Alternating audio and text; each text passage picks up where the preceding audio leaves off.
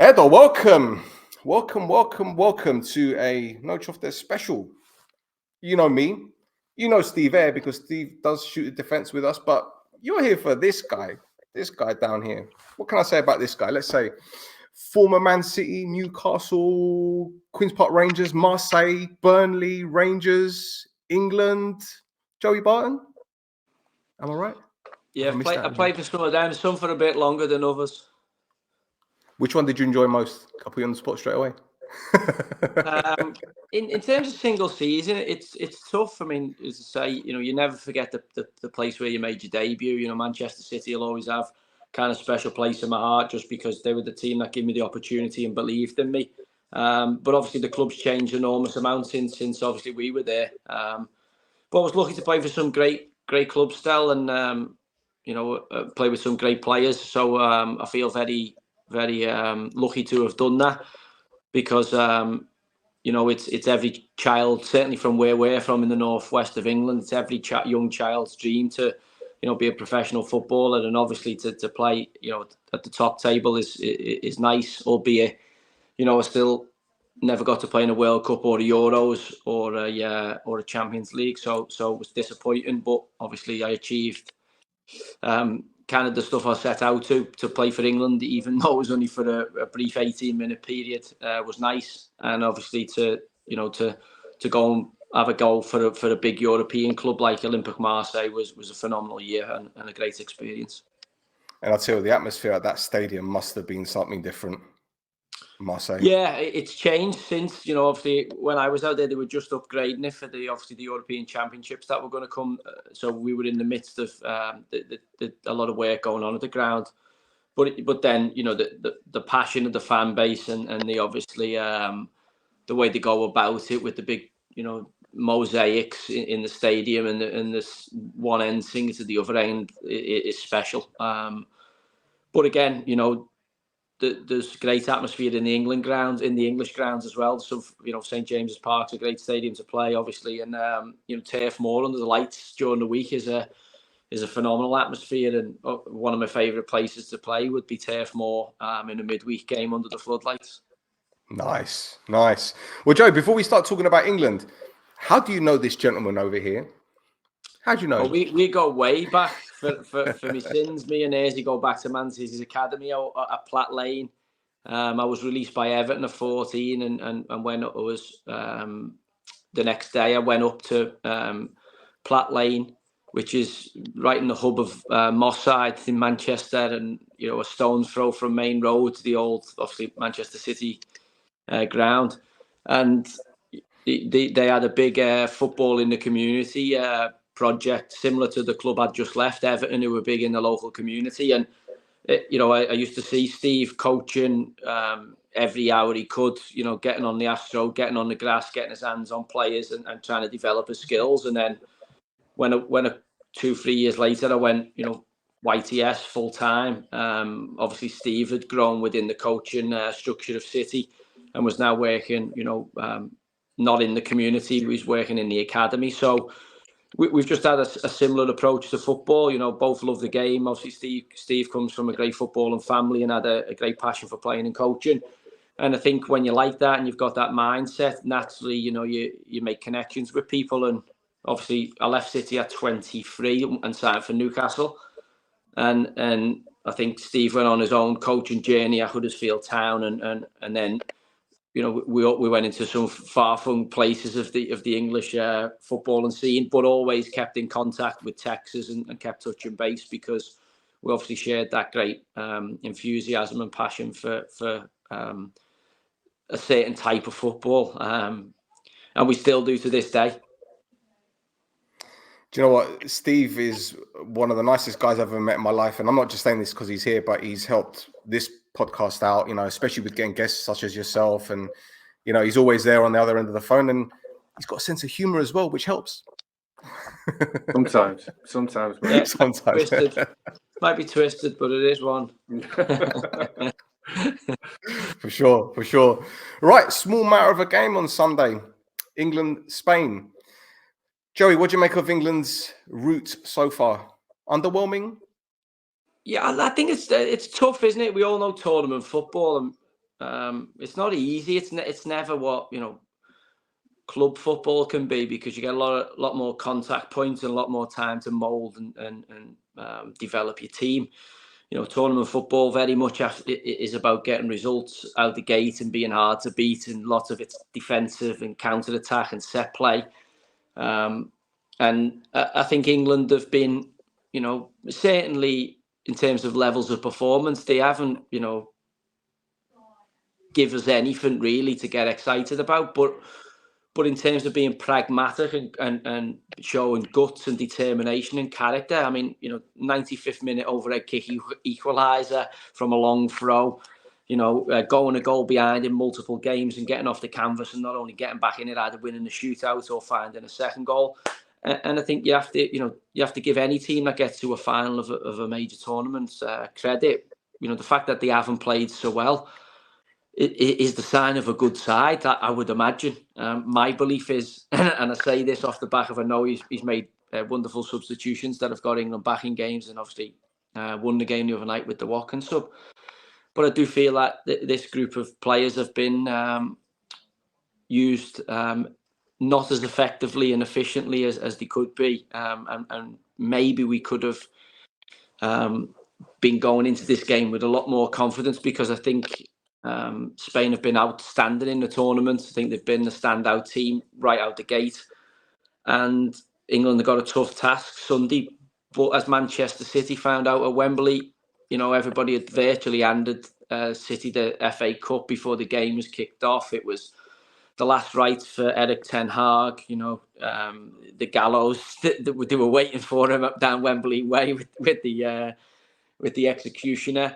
And they showed, you know, you get in a final, it's who plays the best on the day. You know, I've been involved in finals where we've been crap on the day. We've went down to 10 men with 30 minutes to go, and somehow with the last kick of the game, we've won it. And, you know, it is cup final football. And unlike most other teams, you know, we were meant to be better than England with a talented crop and a golden generation. You know, England are in another final, and you know, eventually you will win one. If you keep getting in there, you will win one.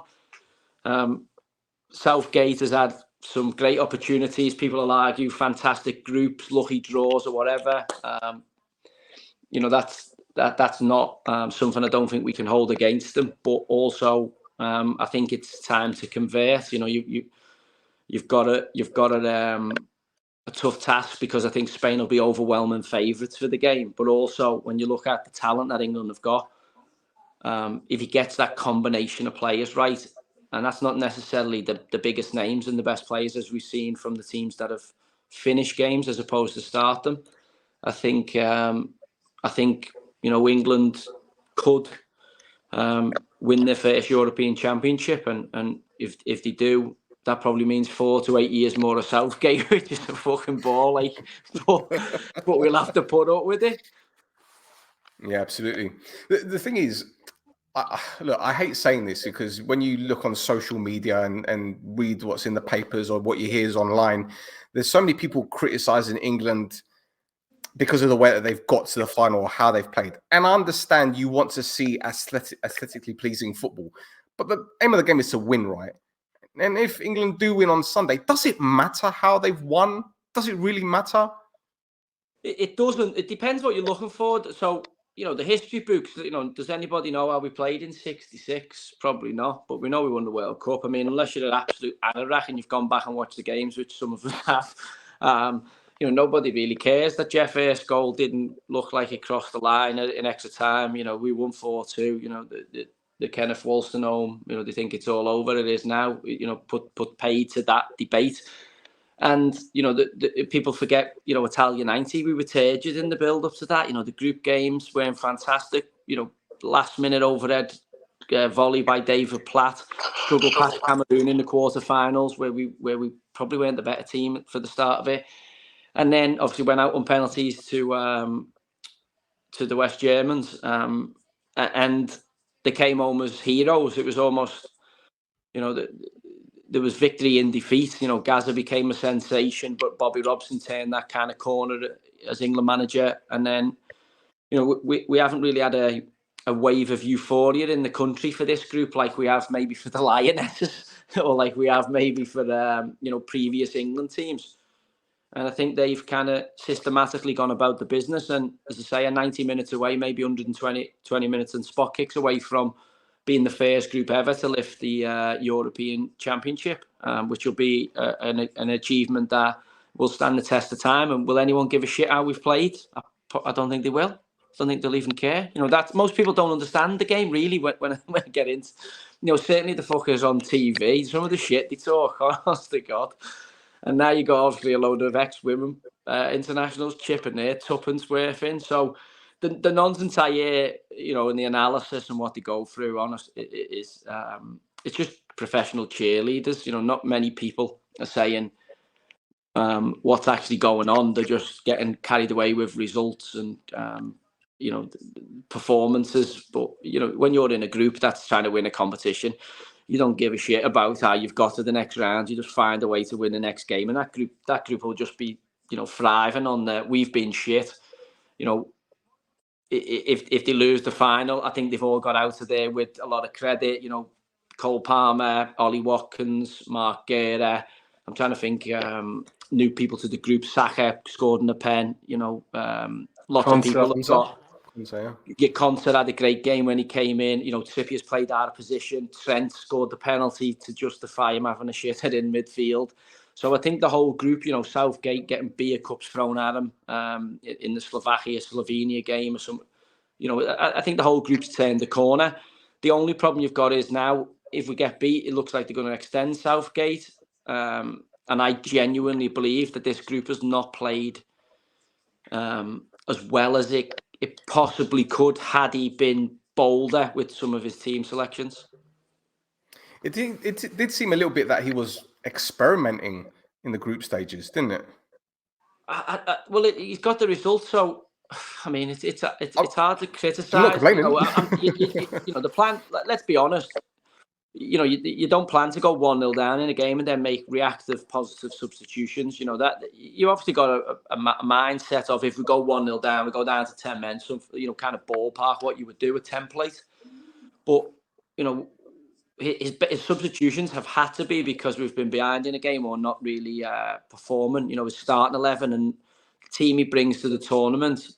It's kind of evolved during the tournament, which. We're in the final. I do worry about it. We're in the final. But it does look like we've, certainly when I look at the Harry Kane penalty the other day, the Englishman in me is buzzing we got it, but it isn't a pen. Saka handballs it in the build-up to it. And I'm not sure what Dumfries is meant to do. It's a foul outside the box, no danger. But there's a different tariff when it comes to stuff like that in the box, in my opinion. Everyone's going, well, it's a foul outside the box, yeah. But that doesn't mean it's a penalty because penalty obviously comes with a chance to convert from 12 yards. And, if we're unbiased, if that had been given against England down the other end of the pitch, we'd be going absolutely spare at it. Luckily, we got a bit of rub of the green. Harry took a great penalty. And, I thought England went from strength to strength in the game after recovering from a shot that I believe a decent keeper would save. That ball goes in the middle of the net from Javi Simmons. I don't think Nick Pope misses that. I think there's a few instances in the game that like an Alisson or an Ederson would have just dealt with relatively comfortably. And then the problem you get is we played really well till half time. Koeman makes the adjustments, kind of takes the sting out the game. And credit to Gareth and his team. I didn't think he'd have the wherewithal, if I'm honest, to put Watkins on. I thought it would have been Tony based on his penalty taking prowess. I thought he was long overdue getting Cole Palmer in the game. I think he's been a real bright spark for England when he's come on. So I have to give him credit. I can't knock that. I think he got his subs right, and that's why we're in the final, because obviously Watkins and Cole Palmer combined for the winner. And I think we get a live chance. But if we go into this Spain game with the same preparation, so we end up a goal down in this game, we will not get back from it against this team. This is not a team that you can give a goal to. Joe, we all saw the Kieran Trippier substitution for sure, and I think everybody thought, okay, it'll balance the left-hand side up. We're trying to be progressive in the game, and Kieran's done great playing out of position. But how do you think Gareth Southgate will approach it in the final in terms of who starts and who possibly comes on? Which way around do you think, mate? But he's cautious by nature, isn't he? So I wouldn't imagine he'll go too far away from the blueprint. I think that blueprint is plan A. Maybe we don't function, England don't play as well with it, but it certainly stops the opposition getting in a flow and functioning. Yeah, and from there, he'll make his adjustments. I don't like that. You know me as a coach, Izzy, because we work together, obviously, in the coaching and the tactical kind of sector. I always want to be landing those first blows, and Gareth's England manager, but he's a manager that kind of comes at it he doesn't want to lose. He's not prepared to really risk much. Now, that's part of the reasons we've got in the final. Because whilst we haven't been fantastic going forward, I think we've been really competent in terms of defending our goals. But as I say, this Spanish team, I just worry how we're going to press the ball. I think we're going to see a different level of build-up, in terms of the way they build the play. I'm not sure Harry Kane at the point of the spear is going to be capable of setting a pressure wave. I would like to see, Watkins start, a bit more legs. I thought he'd give us a bit of energy in behind, and Harry keeps coming to feet, but we've got Foden there, you've got Bellingham there. It was just nice to see somebody stretch the game, and as a midfielder, that gives us operating space. If the centre forward keeps coming into the number 10 position and beyond, we've got no outlet, and can be quite predictable as a team. So it'd be balls of steel to not play Harry Kane in the final. And I would imagine he won't go too far off the team that started the other night. I'd love to see Palmer in from the start. I'd like to see Kane at least told to occupy the two centre halves rather than the older midfielders. But as I say, I think we're going to spend a lot of period without the ball. And is Harry the best when we haven't got the ball? What's the best thing you would do, seeing as though you played the position at the top level? The current best centre midfielder in the world, I think we all agree, Rodri. What would you do to try and negate it, put him off his game, get on top of him if possible? What do you think the best tactic there? I think on man mark him. You've got to get pressure on him. You've got to get contact on him all the time. Because if you allow him to get in his rhythm and dictate the game, he'll have a game of keep ball, and you won't be able to stop him conducting the orchestra. But obviously, I think that's something Southgate are good at. Nullifying, not so much in terms of building a team where it's around our attacking options. I think they're really good at stifling and stopping the opposition from playing. So the Spain game, I think, will come as a breath of fresh air for them in terms of the pressure's off. Spain will be favourites. If they lose the game, it'll be valiant runners up, and everyone's out with the street cred when they get home. There'll probably be a fucking load of people meeting them on the airports and with Marks and Spencer's tops on. And I think it's a free hit for England. It sounds bizarre to say that. I think they've got a real free hit, and it might liberate them. His team selection for me will be key. The only player you can put on them, I think, really is Bellingham. You're going to have to push Bellingham and just say, look, Jude, you're meant to be the fucking creme de la month. Rodri's the main man. He's got 93% win rate of games he's played in or something. Go and fucking stamp your authority on him. Go right up against him. Make him track you when we've got the ball, and obviously when they've got the ball, run all over him, fucking eat him alive. Because one thing we've got to do is win that battle in midfield, because if we don't, it'll be a long evening Sunday, because the Spanish are, as I say, probably the form team in the tournament. And I haven't seen a weakness in them. They've knocked out the host nation in their own backyard. I thought they were competent against the French the other day. Carvajal's back. Obviously, they won't have Navas at right back. I thought that was an incredible achievement to progress without him. I think he's the best right back in the world, alongside Kyle Walker. He's fantastic. Absolutely it's him or Kyle Walker for me. So for them to have, and Deschamps played Kylian Mbappe in that wide slot with Kola and Biani through the middle to wreak havoc. First goal comes from Jesus Navas turning his back on a cross, as most wingers do. Then he gets himself a needless yellow card, and I'm thinking, oh fuck, this is France cruising to the final. But then they found a way of dealing with them. Spain, they found a way of nullifying them and getting a foothold in the game. And I think the young kid Lamine Yamal's going to be a big problem for Trips. But with Shaw not being fit, he might actually suit Trippier because he's dangerous cutting in on his left foot and shooting. Yeah, good shout. And obviously he'd be going into Trippier's right foot there. Yep. So I think Trips at left back in a 4 there mightn't be the end of the world because that kid's not as dangerous on the outside. You've seen his goal the other day. I thought Rabiot was fucking naive to let him in. I'm not letting him anywhere near his left peg in the centre of the pitch. Mm-hmm. So it could well work for us. But as I say, I think we've got to stop him playing, which we used to do with Coyley, if you remember, Azy. If we face real pace on that right-hand side, we sometimes play a right back there who could handle the 1v1, which Trips can. Trips then can go and get physical, maybe get a yellow card by roughing a 16, 17-year-old kid up, which what I would do, I'd be elbowing him fucking standing on his toes, making it as horrible as I can as a man for him. Unfortunately, he's in a man's world. Yeah. And then, obviously, you've got Shaw then to come on if Trips is carrying a card 60th, 55th minute to get on the outside of Yamal and see what he's like defensively. Obviously, behind that, they will have Carvajal. So it's just who we play on that side. I think if we're going to push Bellingham into the 10, I think Saka's the best player in the team and has been for the last few games. So you can't touch him. I think you've got to leave him against the left back on that side. Is Kane going to occupy Normand and Laporte? If he's coming in midfield, I don't. So I'd like to see them stretch.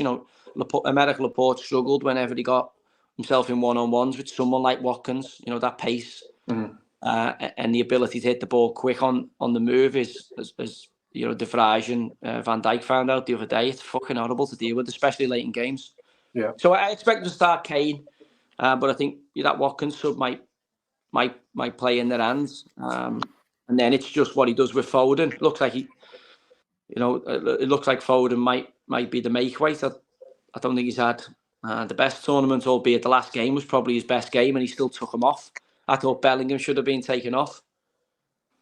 And I'd like to see Cole Palmer in the team, but he's obviously Rice and me now look like the preferred combination. I'd like to see Bellingham drop a bit deeper and maybe get Cole Palmer in the side. I'd flip Saka over to the other side and having him as an outside left. Don't let him have a foot race with Carvajal. Keep Carvajal pinned back with Saka's pace and play Foden or Palmer off the other side, and then Foden, Rice and Bellingham, or Palmer, Rice and Bellingham. Depend. That's the way I'd go, and I'd go obviously Walker, Stones. It looks like Gary's the shoe in left centre half, and obviously he looks like he trusts Trips at left back. Joe, you touched on. Do you think he'll stay a back five? Do you think he'll keep the system? Yeah, but I think it'll be restricted. I think it'll be, again, as we've done, sometimes there's games where both wing backs go. I think this will be a case of when one goes, the other one on the other side will stay to give us some type of protection against the counter attack. I don't think they'll both go at the same time. I don't think you'll see wing back to wing back with the crossing, but I do think he'll stick with the system, Joe. Well, they'll be 4-3-3, won't they? So they're gonna try and pin your back five with the front three. Morata and Iñaki Williams and obviously Lamal. They're gonna try, if England play a back three, that's going to be a back five. Trippier and whoever plays Saka right wing back or whatever are going to get pinned back, and that means that you're now playing 5-4-1. You got your four across the middle, and Harry Kane's now in your centre circle, and you can't get pressure, you can't set a press. So I think if England want to press them, they're going to have to go 4-3-3, and I think the two centre halves, Stones with Guerra's athleticism. I think Morata's not going to run away from either of them. Definitely not Guerra, and then you're going to have to go man-on-man coverage in the wide areas. Walker will dust Iñaki Williams because he's fucking speedboat, so no one can deal with that one-on-one. And then I think trips against Yamal is not a bad matchup for us. Obviously you want Shaw on later on to take the other way. And then you go, and for me, I'd go Rice, Bellingham. I'd get Bellingham a bit deeper, get him on the ball, make him drag Rodri out of that spot. I'd probably go Foden as the other midfielder, and then I want obviously I think Saka and whoever you want to play on this side, but I'd play Saka left, and I'd go Cole Palmer on the right hand side there, and then you can interchange him and Foden can roll in and out, and then he'll probably go Kane, although I'd go Watkins for the legs, but it's a big call to fucking make that. It's easy sitting on the couch here, unemployed, to make that call. Well, Joe, you touched on this earlier with Spain's left back, Cucurella. And I'll be honest with you, I think he's their weak link. That's my honest opinion. And I think if England are getting any joy, it's going to be down that left-hand side. And Saka, I think this is his time for his redemption after the final last time. I think this could be the game where we see him really shining. I mean, he got England out of jail in the last goal against Switzerland. But I think Cucurella is I think he's been outstanding, Saka. I think he's been his work rate. When I watched him tracking back, you couldn't have a question mark on Bukayo Saka. I think he's been England's most consistent standout performer in the tournament, and obviously, penalty after it takes some bollocks to step up again after you've missed a big pen for the national team. But also, I thought his goal and his goal in open play, and just his general play, even in the Switzerland game, he was a constant form in that Arbrechter side. He was the outlet every single time. The problem was England were too slow and pedantic in the build-up and never got him the ball quick enough to isolate. But that is, for me, the part of the problem of this coaching group. And I don't know how to say that because they're in the fucking final, but it could have been so. They could have used him so much more effectively, in my opinion. Well, the thing is, I was listening to the radio today. I'm not going to mention which station it was, but Martin Keown was saying that Declan Rice is being criticised a lot for his performances, but he doesn't play this role at Arsenal. And I'm thinking he did the same at West Ham, didn't he? So I can't take it. Like I know he's a great defender, Keown, Mo Sizzler, but I can't take anything he says seriously. I can't. Honestly, I can't. I don't know how such a good defender is such a space cadet when it comes to what he's seeing. There is the occasional thing he says. We go, oh, all right, yeah, but on the whole, I'm like, what's Martin on? Still, the truth is that Declan Rice has played 18 months for Arsenal in this position. It was exactly 16 games that he moved position for Arsenal when Arteta moved him towards the end of the season. So he's played in this position bar 16 games. So that's actually nonsense what he's just said. I watched him live a few times. I still don't, honestly, I still don't think he's a centre mid. That fucking sounds crazy saying that. He plays for England. But just look at the angles he takes and positions he picks up. Yeah, can't move his head. For me, he's a centre half playing centre midfield.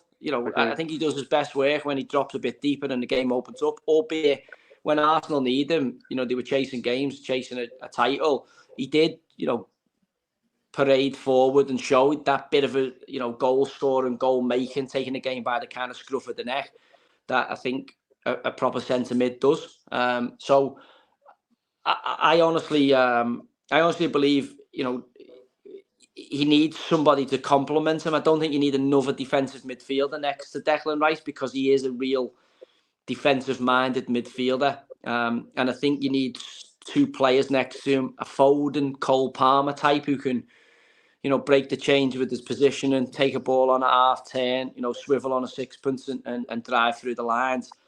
And then, your Bellingham type who can do a bit of everything. He's number 5 at Real Madrid, but the famous quote was attributed to him that he's number 22, which was 4, 6, 8, 10 all added together, which was the old-fashioned fucking box-to-box midfielder. When I was a kid, if you didn't do it, you didn't fucking play. There was no fucking 3-man midfield, so it was like, he's making the box and you old, or vice versa. If you don't do that, you can't play centre mid. You're going to have to find another position. But that, I think that's a nice combo. You got a ball winner, a defensive-minded one, someone who can do a bit of both. And I think Bellingham's been lost in this system. I don't think he's had a great tournament, scored a massive goal, which will be remembered forever. But I thought he'd done his best. He's doing his best work dropping deeper, albeit for Real Madrid. He's obviously played in that advanced position. And I think his role for England's, got to be to complement Declan Rice and have a natural space invader, you know, a Foden, Palmer type who plays off the back shoulder of them to come and hurt the opposition in those right hand side channel pockets. Joe, I need to ask you about this competition as a whole. I haven't watched as many games as I would have normally watched anyway. I mean, I remember watching France 98 and Italia 90. That was my first World Cup, and I really enjoyed it. But this year, it's like, it just seems that, I don't know, has football become too systemic, too robotic? Because we look at players like, as you mentioned, Palmer, Foden, these are street footballers. But it just seems that the shackles are on them. Yeah, I mean, you know, football's very faddy, very fashionable. So, you know, you'll see different cycles, and, you know, offensive football in major tournaments is very rare. You know, everyone's got a lot to lose, and teams are very pragmatic. You know, the pressure, the stakes are really high. So, you know, you go from the Premier League, which is very much, you know, gung-ho, attacking football now. You know, even the shit teams are trying to play out from the back. You know, newly promoted teams are passing out from the back, which the big teams must just be licking the chops at. And, you know, that's there's a kind of stylistic, you know, thing that's running through our game that cascades down into the Championship and League One below. But everyone's kind of got to play a certain type of football. And as you know, it's a results business. Most people, most club owners, most people who go to the stadium, if I'm honest, they actually don't know what they're watching. They go for escapism. They go to be part of the tribe. They go to get pissed or have a moan or let off steam. But they actually don't really study the idiosyncrasies of what's actually going on in the game of chess tactics that's happening.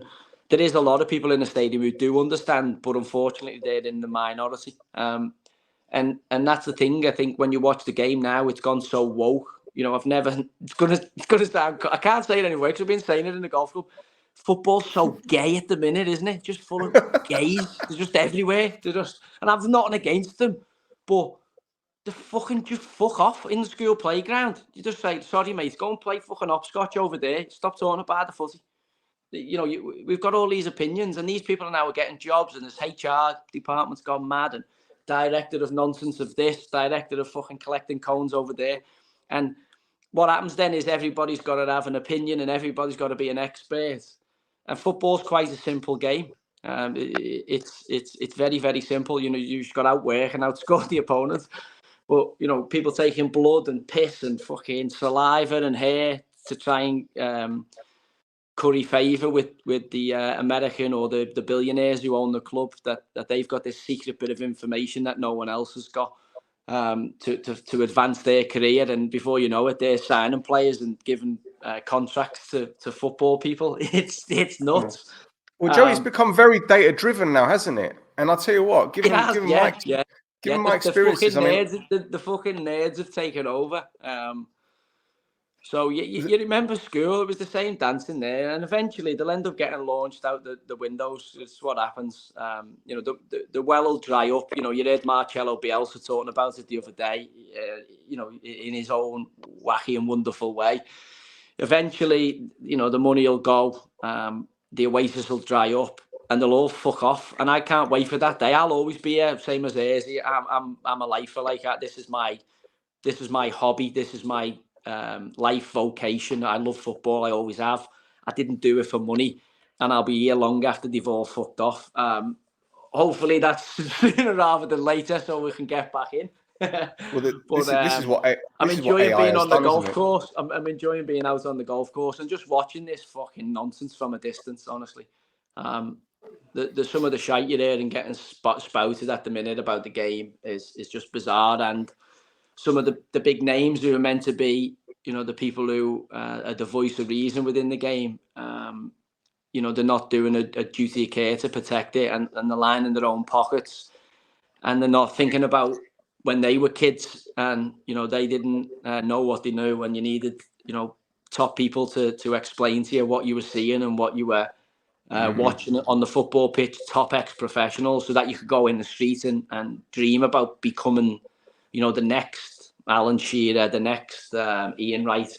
What you don't need is fucking, you know, with the greatest respect to them, all the nonsense we've got now where they're singing and dancing and cheerleading. I'm like, yeah, drop me out of that, please.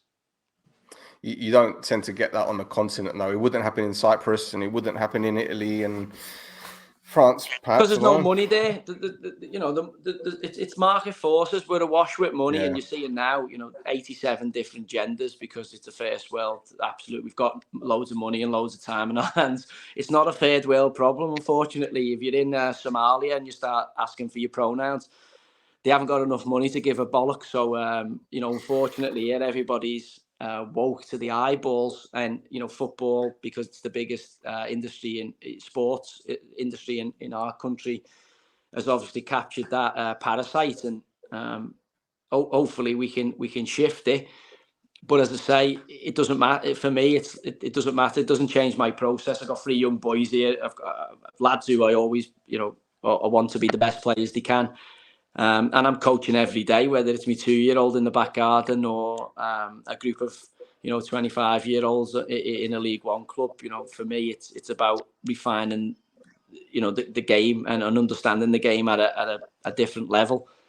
And as I say, I've been lucky to play it at a high level and coach at a decent level. And for me and Eyre, back and forth, I watch every game. I've got an illness in terms of I watch every game I can watch.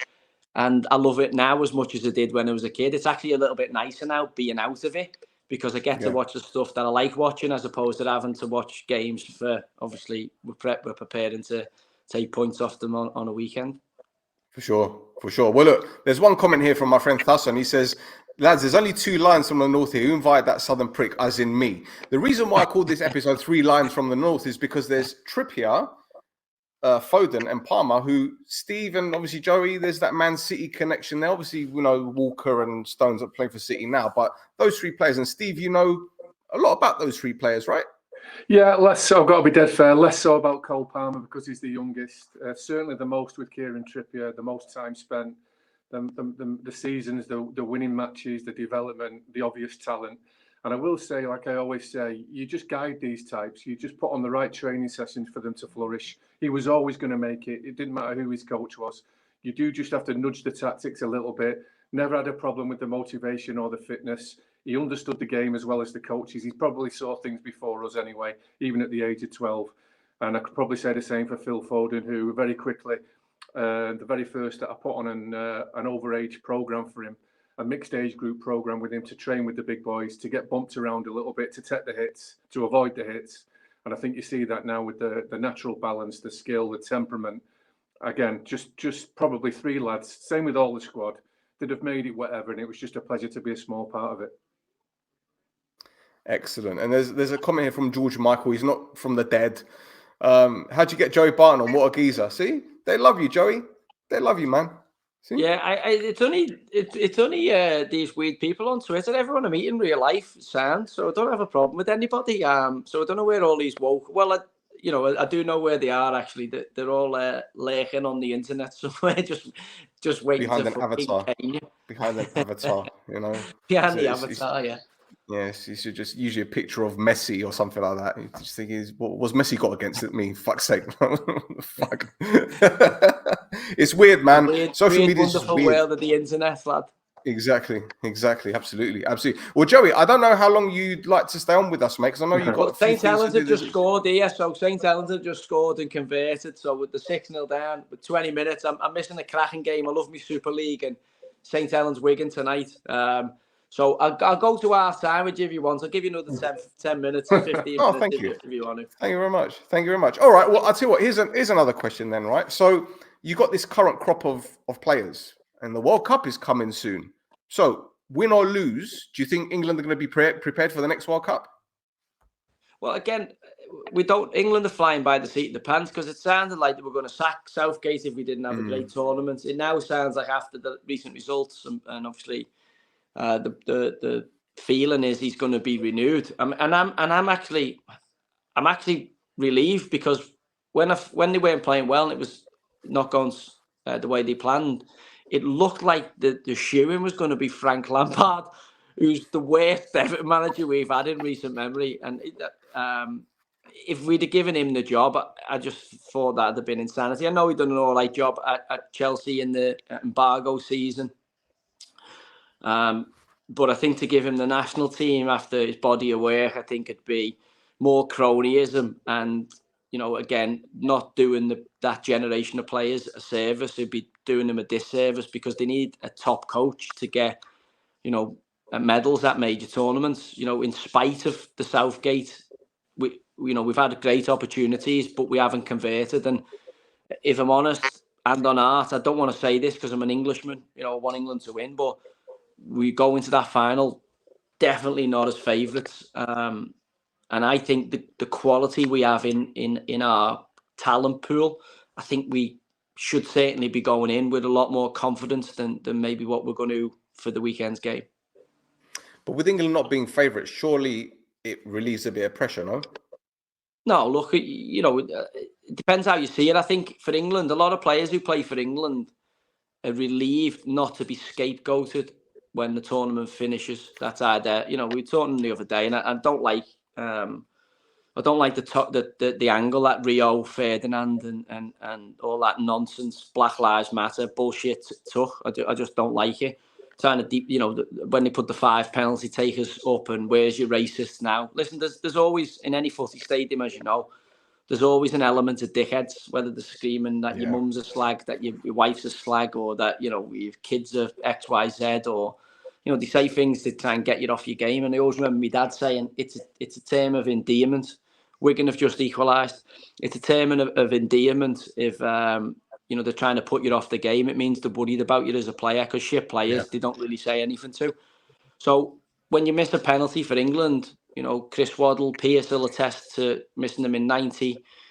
Obviously, Graham Taylor was 90 kind of 2 period, you know, the Euros there into that failed World Cup where obviously Koeman got his karma the other night for. 96, Southgate, you know, pizza box over his head with the lads on the advert. 98, Beckham takes the cop for kicking out at Simeone, and people, you know, people had effigies and Beckham shirts hanging, bodies. No one seemed to conveniently remember that when they were talking about some of the verbal abuse, which is abhorrent, you know, but it is only verbal abuse that people were getting.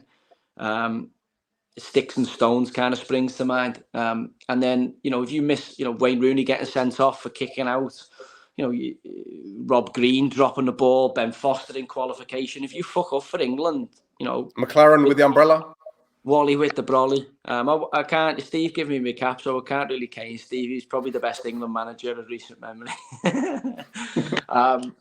So it's one of those where you have to accept. Look, for the thing of you might be carried on the shoulders of everybody. You know, Gaza coming back from Italia 90 and becoming a superstar. You know, the Sir Bobby Moore and that group that all got knighthoods, to Jeff Hurst, etc. That's when you win. If you're not successful, or you fail, or you come up short, or you miss a penalty, you know, that's the tariff. To be a lion, you have to take on the fact that you might be abused if it doesn't quite go to plan because of the passion for the England national team within our country. If you don't like that, don't play. Don't sign up for it. You know, you can't take the rough with the smooth. You can't just have all the duels without the hard work that has to go into it. And obviously, I think England get a chance to shut a few people up. I think Southgate gets a chance to shut a few people up. You know, and as I say, I don't think anyone will give a shit in 10, 15, 20 years' time about how we played in the group stages against Denmark. They'll just care about the fact that we came home with the European Championship. Joe, your England cap was against Spain, wasn't it? Yeah. Spain. It was at Old Trafford.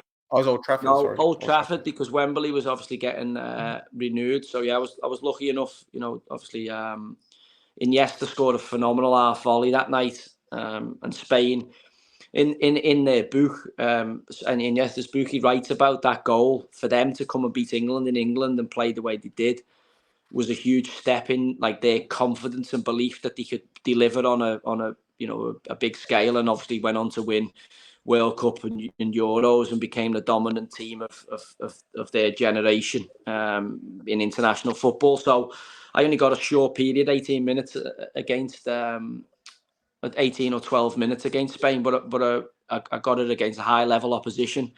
And it was good for me to test myself against those players to see if I could handle it. I'm just disappointed I didn't get more opportunities, but also there was some phenomenal players available in midfield for England at that time. I think if I was 23, 24 now, I'd be in the England team. Well, you could mix it up, couldn't you?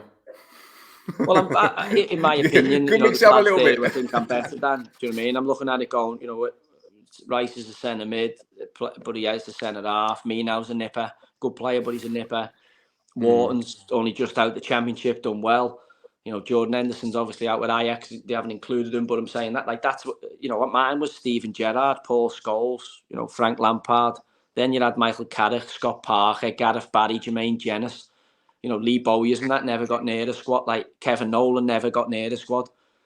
Look at these lads now. I look at even the front line for England, and I know Ollie Watkins scored a goal the other day. Kane, Watkins and Tony, and you used to have Robbie Fowler couldn't get a game for England. Ian Wright couldn't get a game for England. Les Ferdinand couldn't get a game for England. Collymore couldn't get a game for England. Andy Cole. Fowler never got a game for England. Cole never got a game for England. Sheringham and Shearer was the combo.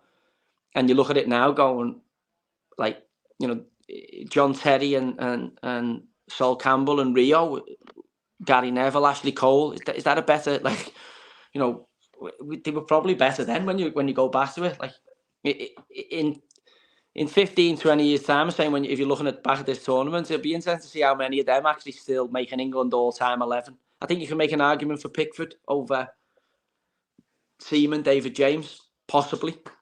Because of his saving pens in a shootout, which Shilton never done. So I don't think you can have Shilton in that conversation because he had 25 pens he faced. I think he only saved one, but he missed. I don't think he saved it. He dived the wrong way every fucking other time. J-Mo obviously had a few mad moments.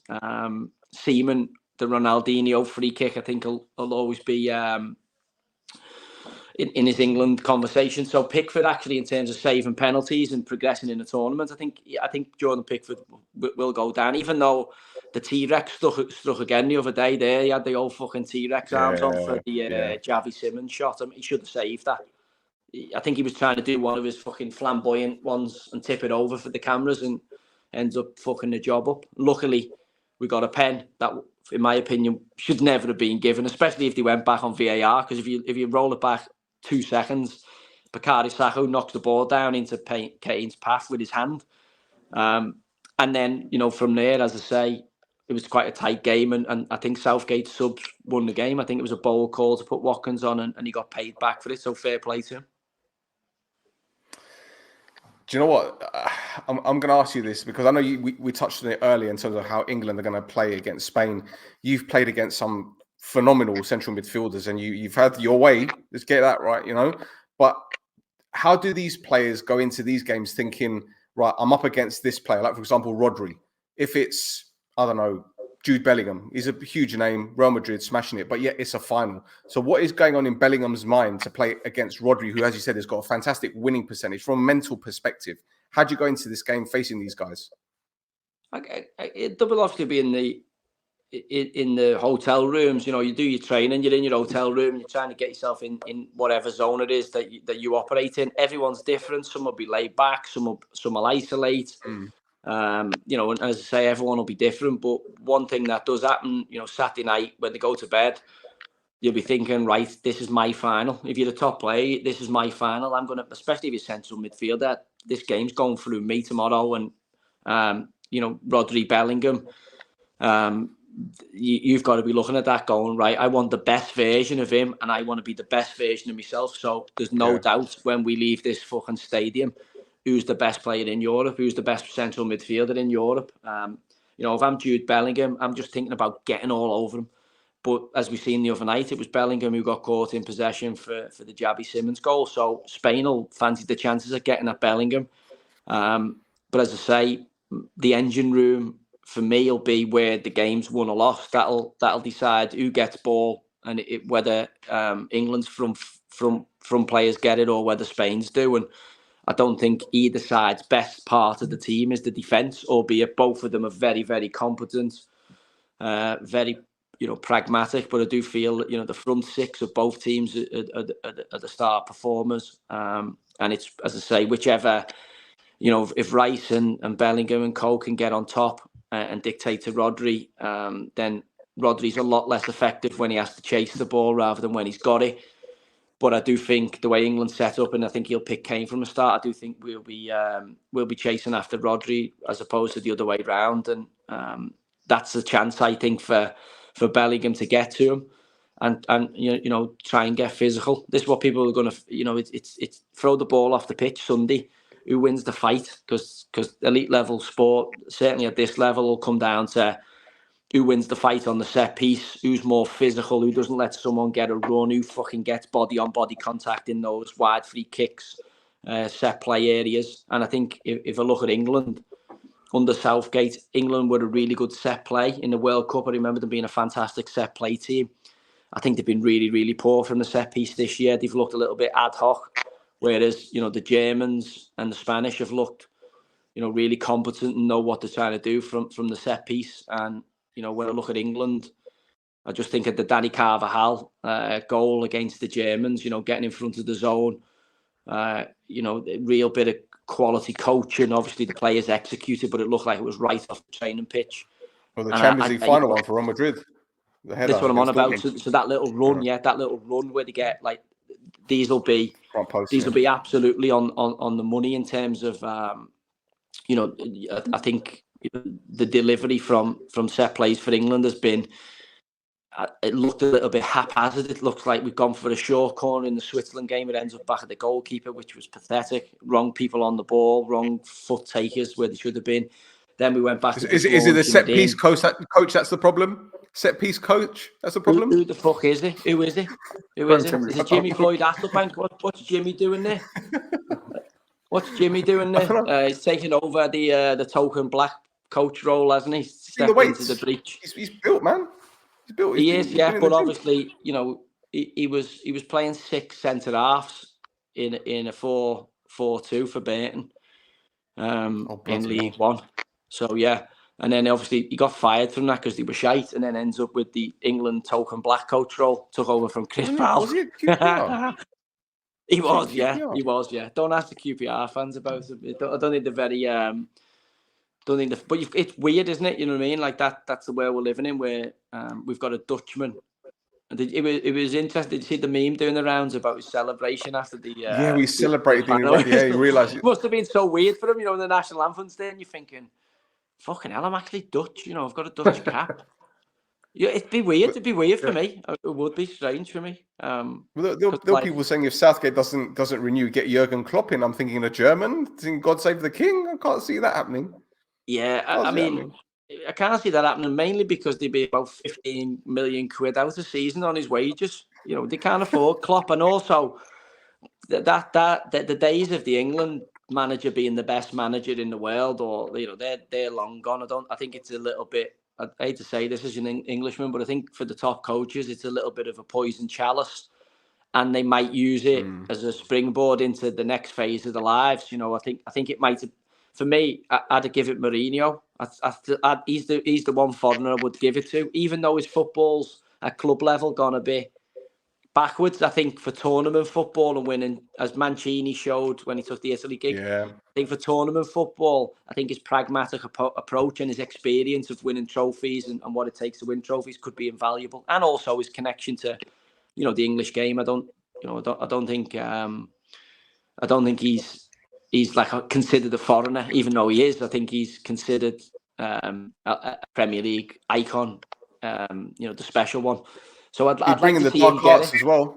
He'd bring in the dark arts as well. I'd like to see him get it, obviously, mainly because he's a cunt, and he's a winner. He's a cunt. He's a proper cunt. Like, so, I think when I go into this game at the weekend, Koeman, there is a God. We found that out with the England win because Koeman pulling down Platt in Rotterdam and then going up the other end and scoring the goal with the free kick.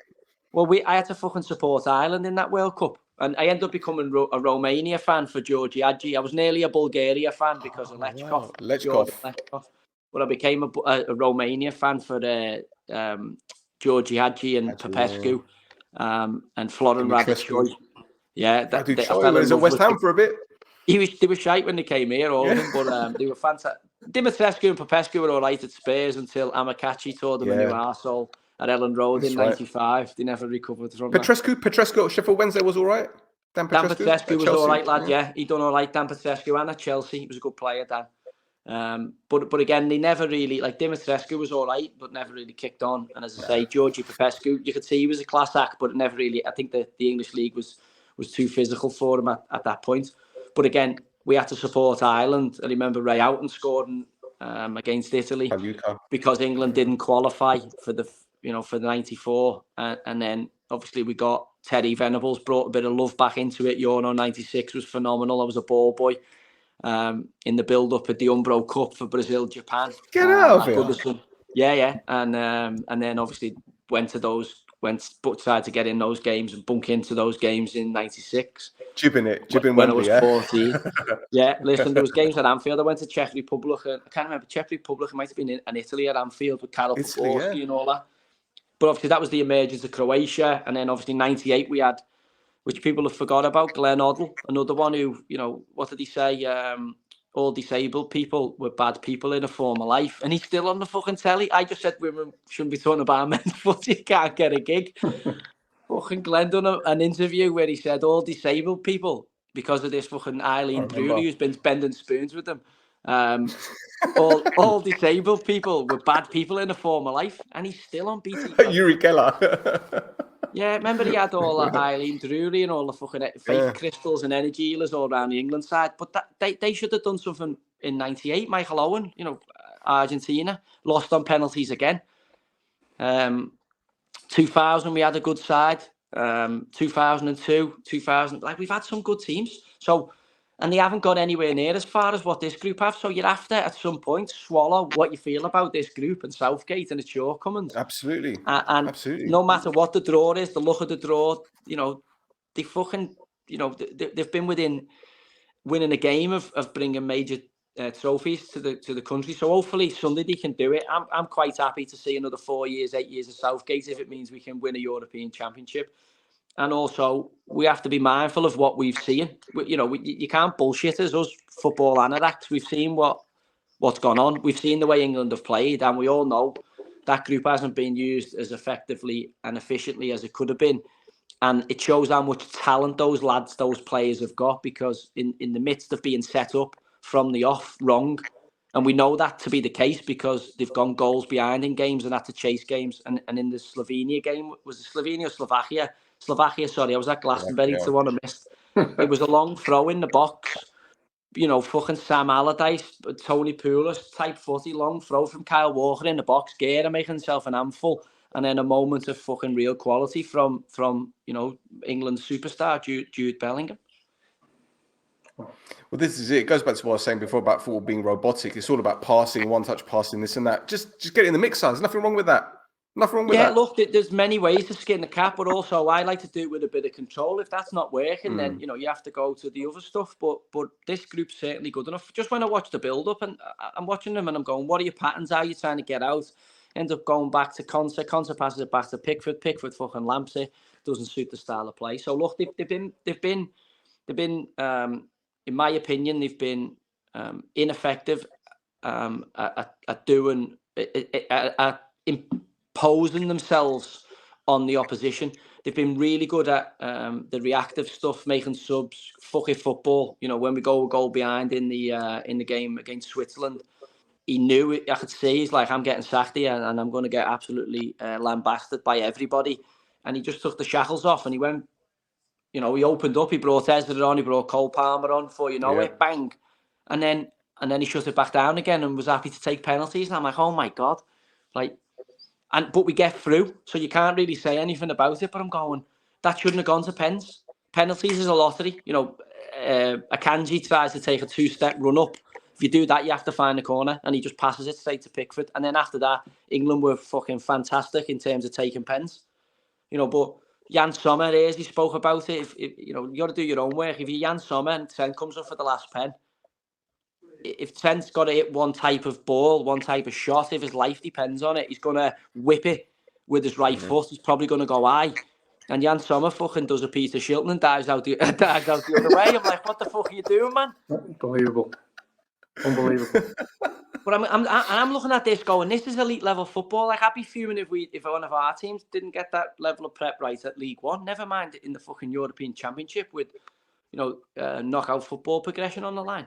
Quick question. You think he did a David De Gea and decided to change his mind, like De Gea did in the final?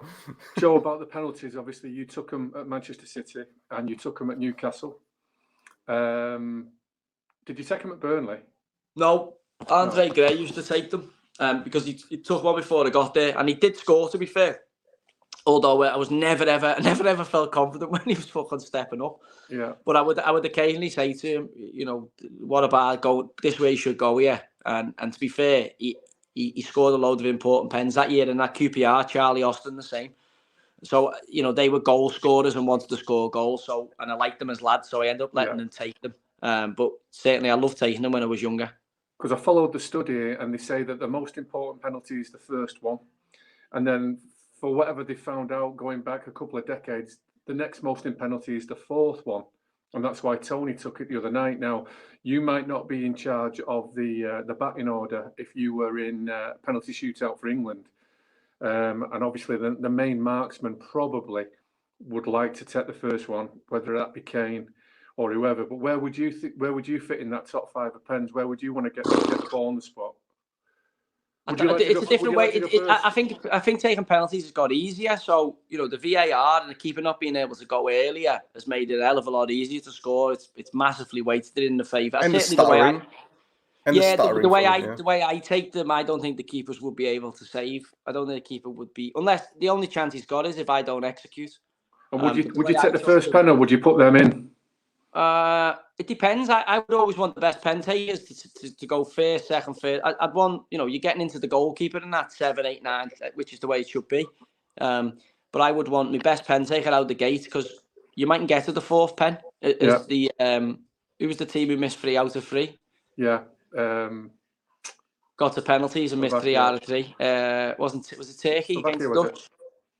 Was it Turkey? Oh no, Portugal. Slovakia against Portugal. Yeah, was Portuguese. The Portuguese. But what about the team? Would you go first for your team, or would you put the opposition in?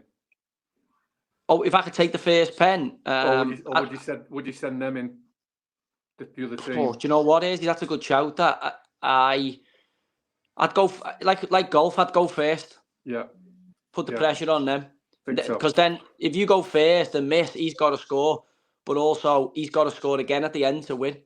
Yeah. But again, I'd want to get out the gate and fucking if I get a chance in golf and it's quite close in the putt, I'll go first. It's certainly a match play, because it puts the pressure on the opponent. If he misses, you've still got to score.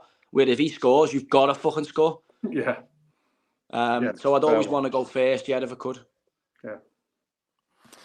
Well, Joey, thanks for your time, mate. Thanks for your time. Really appreciate it. One more question. Is it coming home? Is it coming home?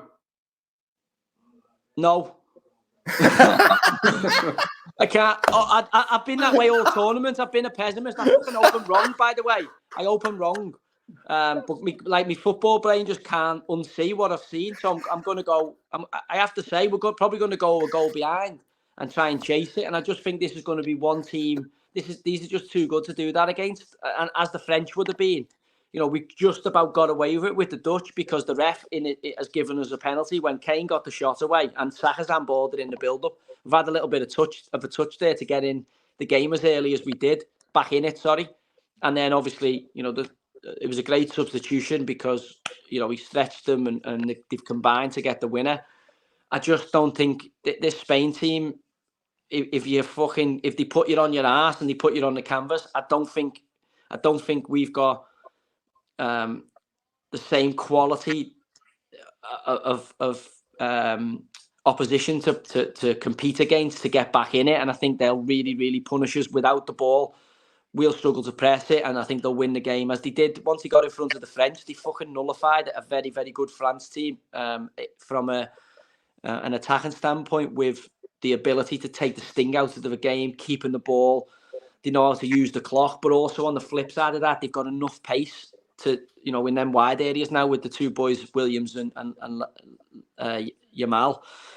fucking cause you real problems if you don't get your press right and become a real counter-punching team. So hopefully he makes a couple of changes. I can't see it. I think he'll persist with what's gone before in the tournament. And as I say, I hope I'm wrong. I really do, because I think it'd be great for the country where we're at from a political standpoint. You know, Labour just getting in. You know, the whole race fucking nonsense, that all the shit we've got going on with the woke bollocks. I think it'd be good for the country to win a trophy, playing shit, as Lineker and Shearer said, and say to everybody, you know, fucking put that in your pipe and smoke it. You know, it's not about playing fantastic football every single week and 750 passes. It's about the most important stat is the result at the end of the game, which says fucking 0-1 or fucking 2-1, and that you've scored more goals than the opposition and progressed into the next stage of the tournament and eventually lift the fucking trophy as hopefully we can do Sunday against the fucking paella eaters. That's a great way to end it, Joe. Appreciate it, man. All right, lads. Well, Joe, we'll leave you to it, man. Appreciate it. Stel, nice to meet you. Speak to you Sunday. Pleasure to meet you, mate. Cheers. All the best. Ta-da. Bye. There we go.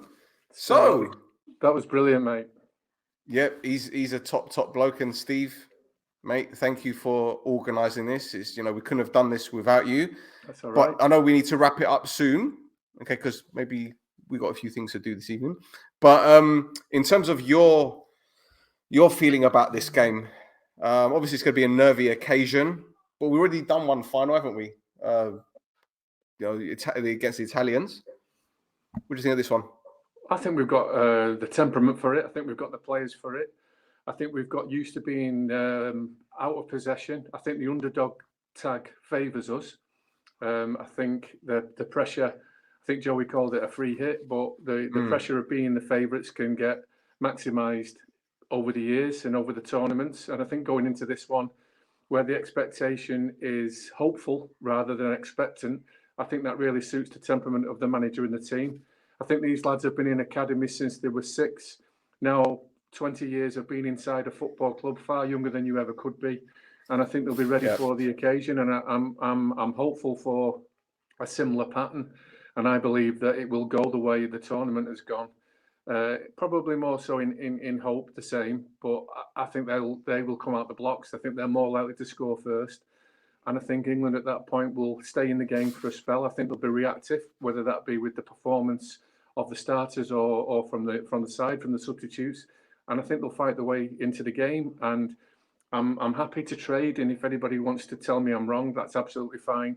But I think Spain are better than England, 1-11, if we're doing it numerically.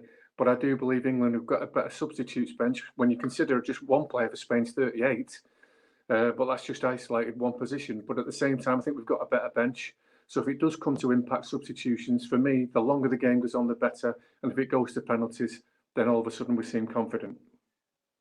Absolutely. Well, Steve, thank you again for your time. Really appreciate you coming on. Really appreciate you sorting out Joey to come on the pod. And we're going to do this again sometime soon. And boys and girls, thank you for tuning in.